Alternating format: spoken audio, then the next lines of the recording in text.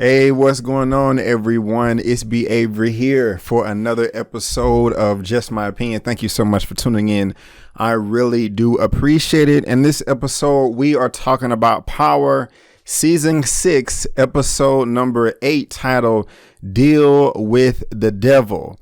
And that is an interesting title. If this is your first time finding me and you like this video, please go ahead and give me that thumbs up and also subscribe to my channel so you can get more Power recaps, other television show recaps, movie reviews, trailer reactions, or any news or anything that I just think is cool.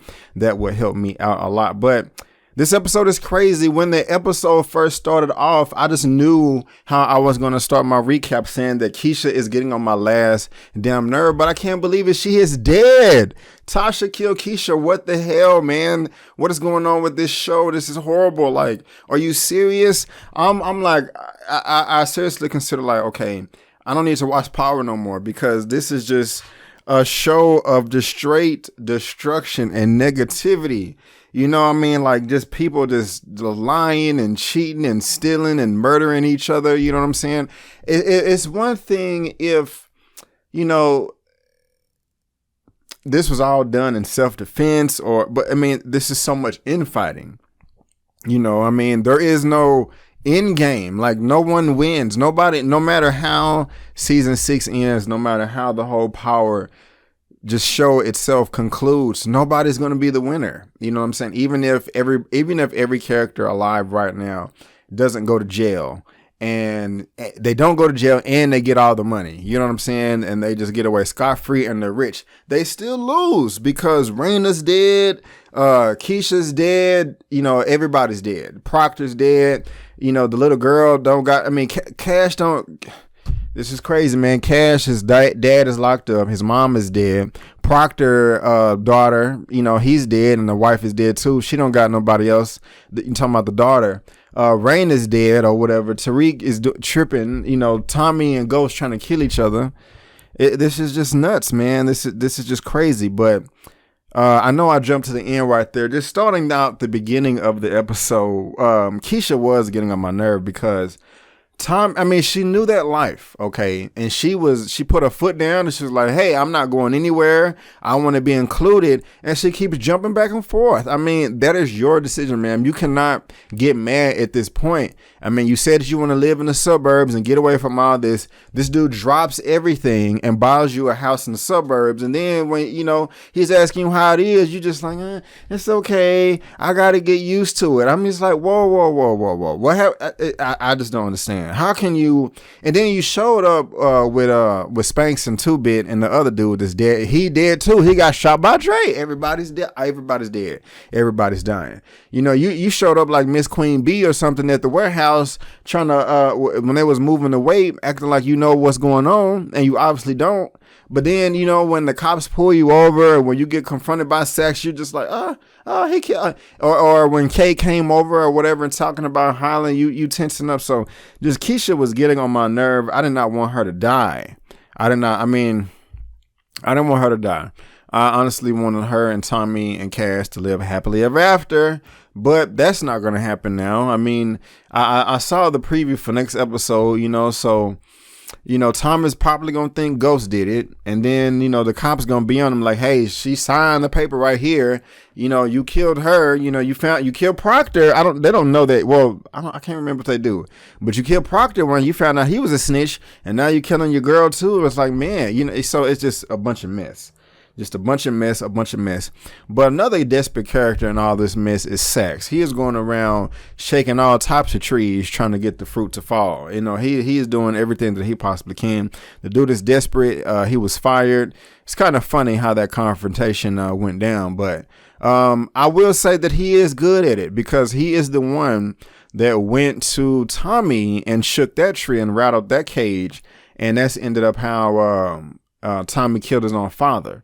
So I will give it to Saxon, his persistence. You know, that is something that well, killing other people is not the best thing. But I mean, if you're trying to do the whole divide and conquer scenario, it seems to be working. He's harassing Tasha. He's harassing Tamika. She's dressed in all white. She's no longer with the firm anymore, the agency. That was interesting seeing her. And she's harassing Tarik and McAllister.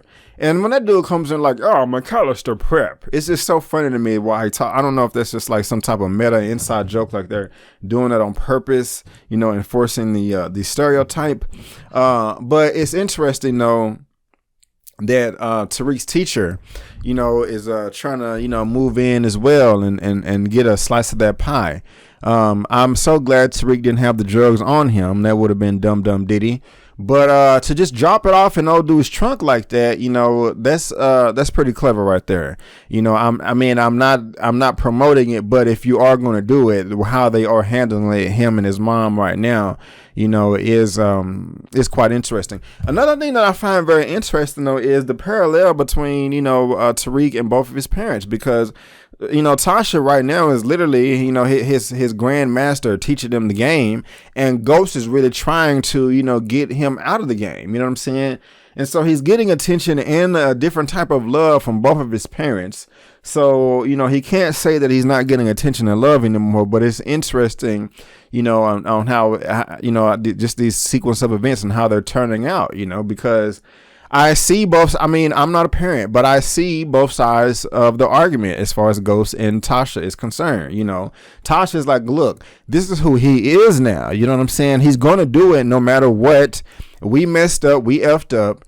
Our son is gone. So if he's going to do it, at least let me make sure that he can do it the right way. At least let me make sure that he can come out on top the best that he possibly can. And I can't fault her for that, even though I just don't agree with the lifestyle. I mean, in a way that does make logical sense. At least I understand where she's coming from. But then Ghost, he's like, no, yeah, you can do this, you can do that, but you can't control the universe. I mean, sometimes shit just happens that you just have no control over.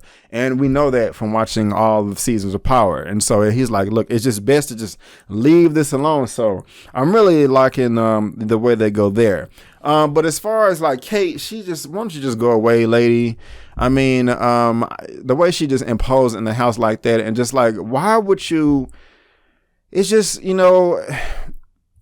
if Tommy is happy, why mess that up? Now he's not good enough for my daughter. I mean, for my son. Well, who is? Okay. I mean, I don't know. She needs to go sit down somewhere. But I do like, Keisha. She's not with us anymore.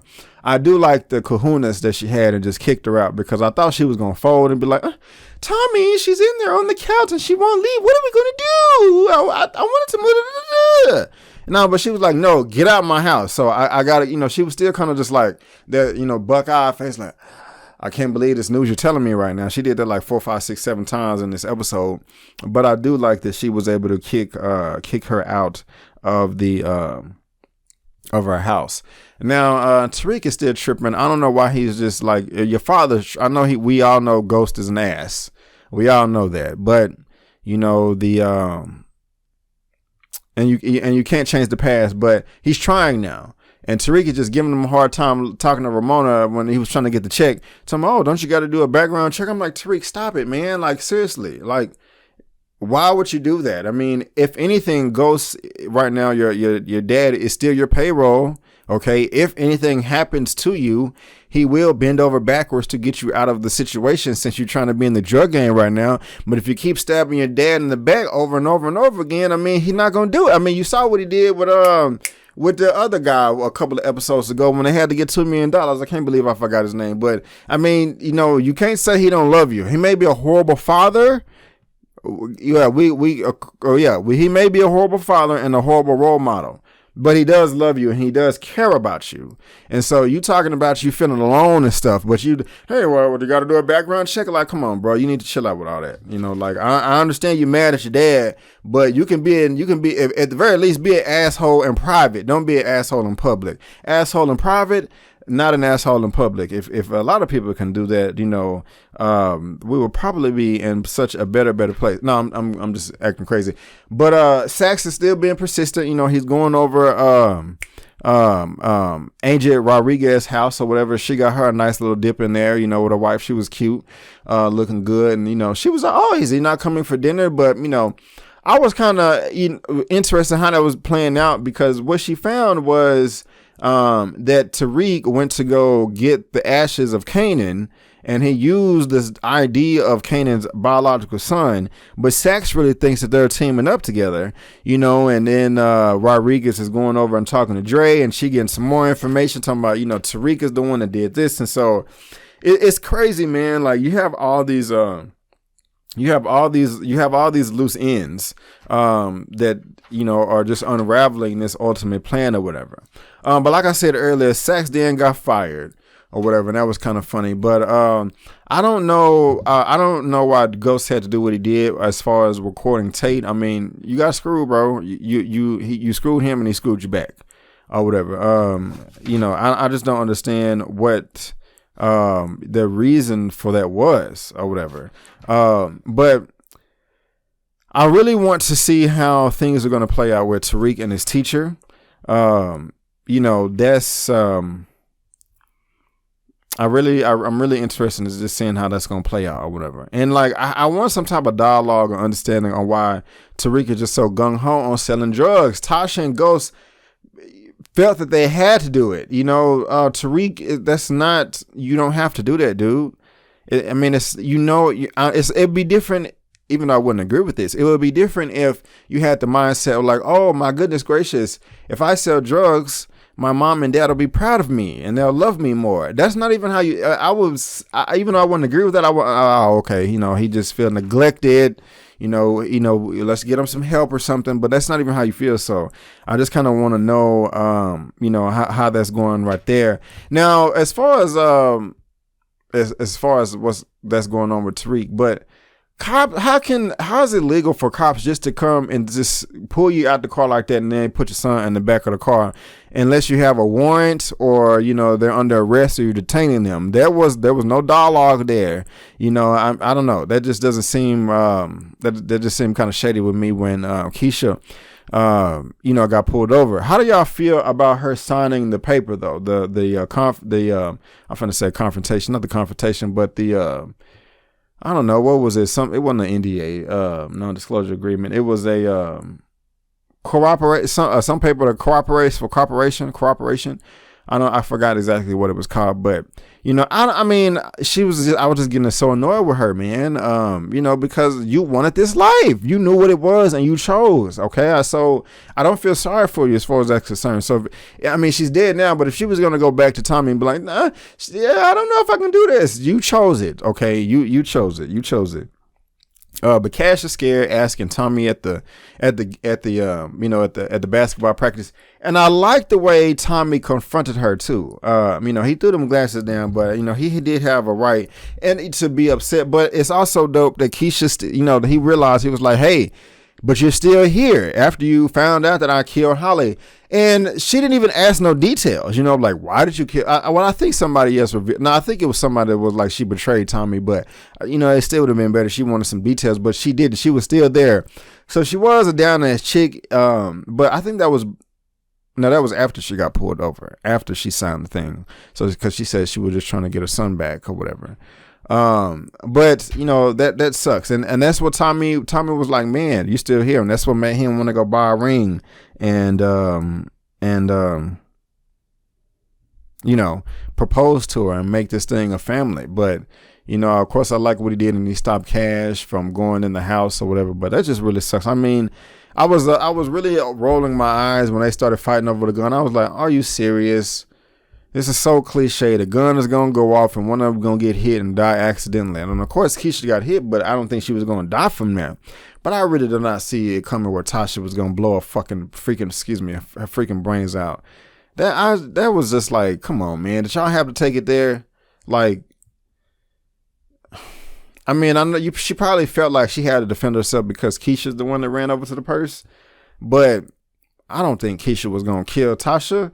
I think Keisha was gonna be like, either get out of my house or you're not gonna stop me from leaving. You know, but Tasha killing Keisha like that, that's just a bit extra to me in my humble opinion. It was an entertaining episode, man, but man, this is a lot to stomach. I just don't like this destruction, you know.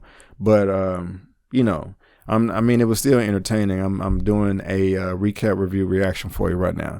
But guys, that is just my opinion. Please tell me, what did you think about this episode? Did it meet your expectations? Did it exceed them, or did it fall below?